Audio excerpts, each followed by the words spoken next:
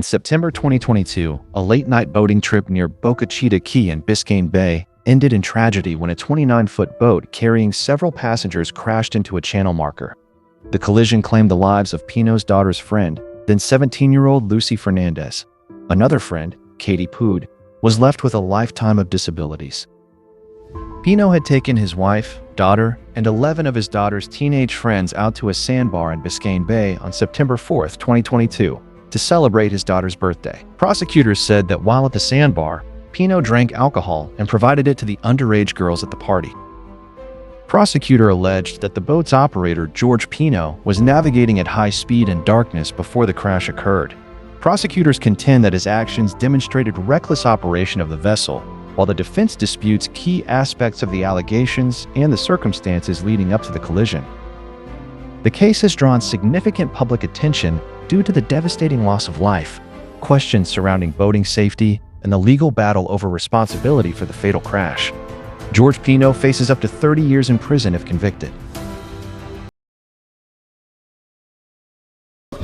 They will call Brent Reitman, please.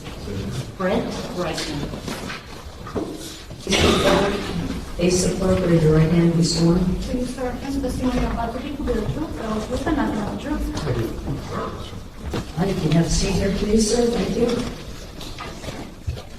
Just keep your voice up, because the microphone's in one direction and the jury in another. Thank you.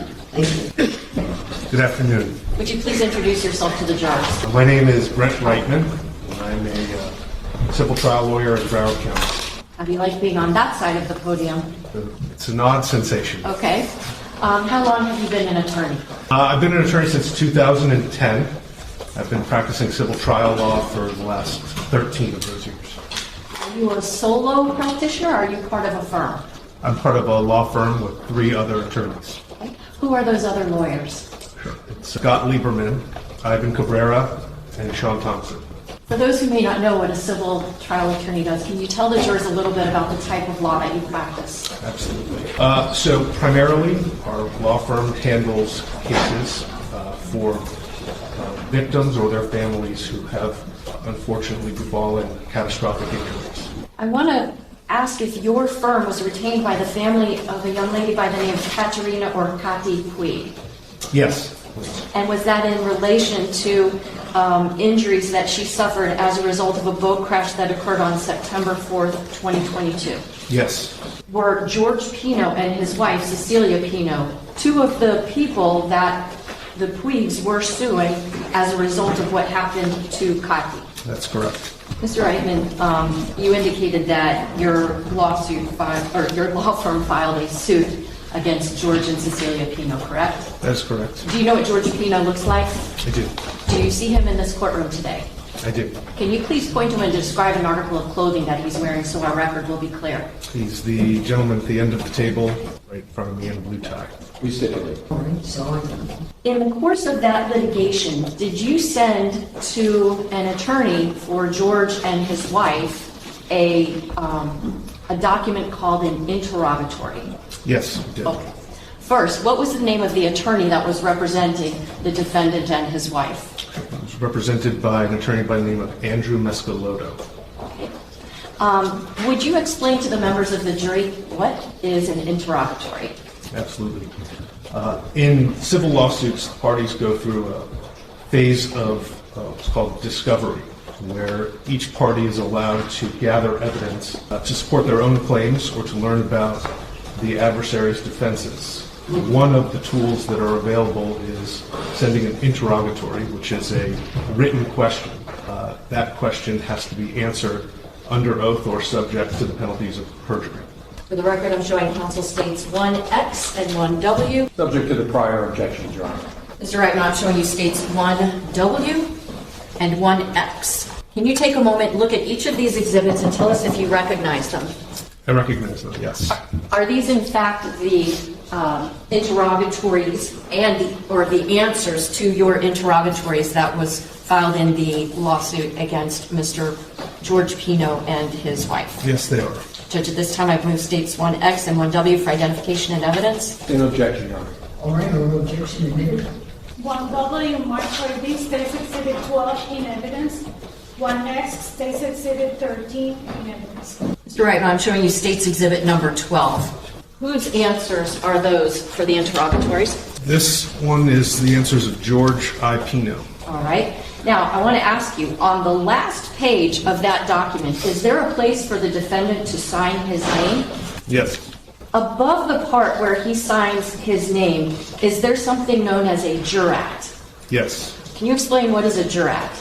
The jurat is where the oath of the declarant comes in.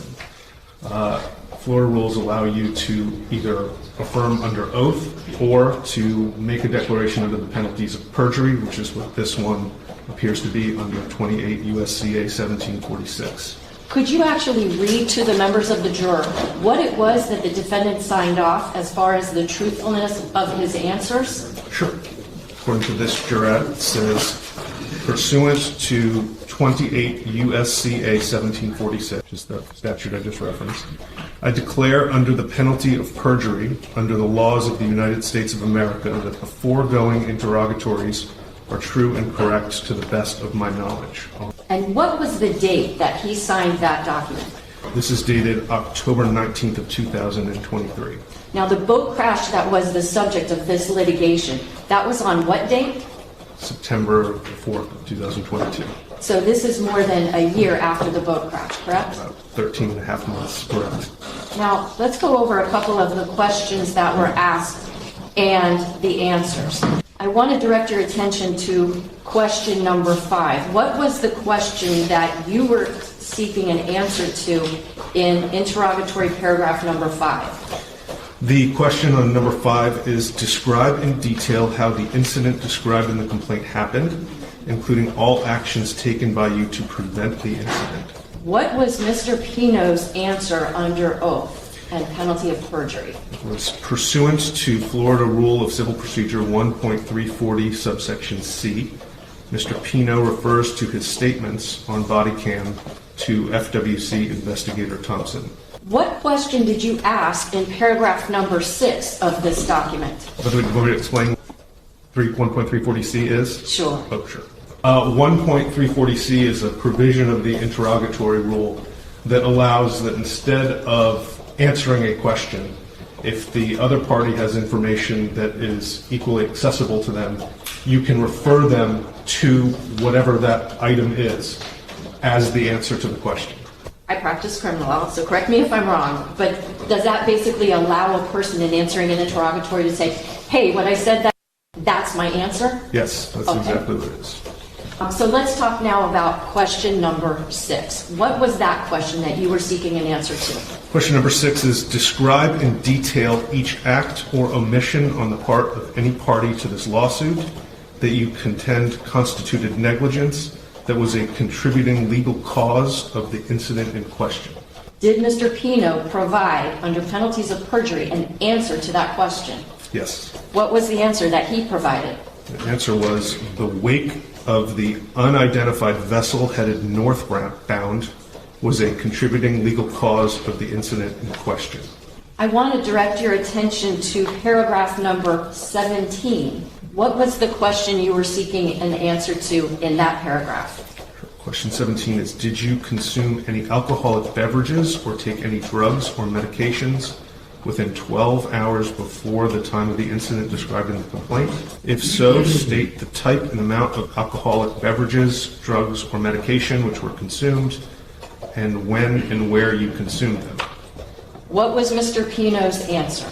As disclosed to the FWC on the date of accident, Mr. Pino consumed 2 beers in the 12 hours before the incident described in the complaint. Mr. Pino took no medications or drugs within the 12 hours before the incident described in the complaint. You also asked a question of Mr. Pino, the defendant, in paragraph 18. Yes. What was that question? That is, did any mechanical defect in the vessel which you were riding at the time of the incident described in the complaint contribute to the incident? If so, describe the nature of the defects and how it contributed to the incident. And what was Mr. Pino's answer under penalties of perjury? No mechanical defects were known to Mr. Pino prior to the voyage. unknown at this time whether a mechanical issue with the vessel contributed to the accident. The defendants have been unable to inspect the vessel as it remains under seizure with the FWC. Ultimately, were the civil proceedings involving the defendant George Pino and his wife resolved? Yes. They're no longer active, is that fair to say? Yes. No other questions, Your Honor. Well, No question, Your Honor, can we reserve a further hearsay objection as well as to the interrogatory of... yes, whatever was reserved previously, those objections have been... May I excuse you? Thank you, sir.